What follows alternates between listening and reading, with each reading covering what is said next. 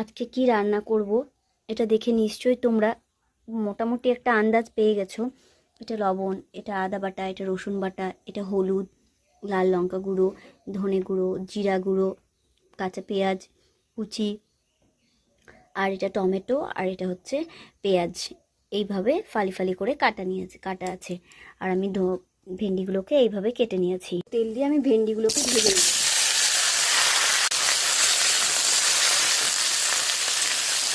ভাজার সময় আমি লবণ দিই, আমি কিন্তু হলুদ দেই না। এটা আমি খুব ভাজবো না, হালকা হালকা ভেজে নিব। হয়ে গেছে আমার ভাজা। এটা আমি দেখো খুন্তি দিয়ে এগুলোকে অর্ধেক অর্ধেক করে নিয়েছি। আমি কড়াইয়ের মধ্যে আমি এই পেঁয়াজগুলোকে একটুখানি হালকা ভেজে নেব, এপিট ওপিট করে একটুখানি ভেজে নিব। টমেটোটাও দিয়ে দিব, এটাকেও একটুখানি আমি এপিট ওপিট করে ভেজে নিব। নুন হলুদ দিইনি, তোমরা চাইলে দিতে পারো।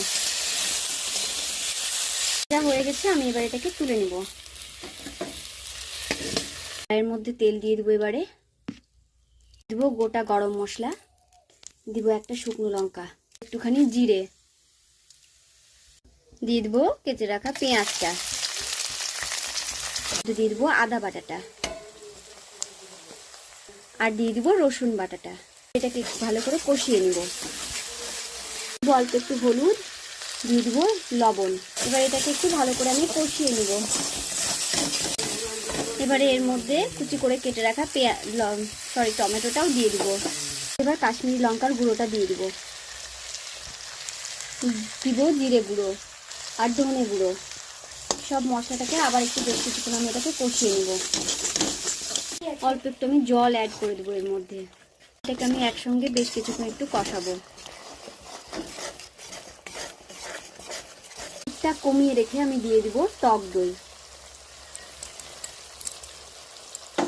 আবার এটাকে বেশ কিছুক্ষণ আমি কষাবো। এটা আমার প্রায় হয়ে এসেছে, দেখেই তোমরা বুঝতে পারছো।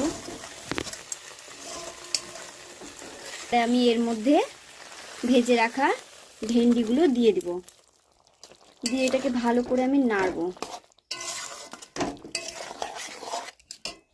এবারে তার মধ্যে আমি এই যে পেঁয়াজটা আর টমেটো যেটা রোস্ট করে রেখেছিলাম সেটাও আমি দিয়ে দিলাম।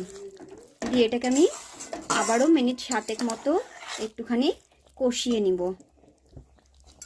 একটুখানি ধনে পাতা ছড়িয়ে দিবে, দিয়ে ভালো করে একটুখানি নেড়ে নেব।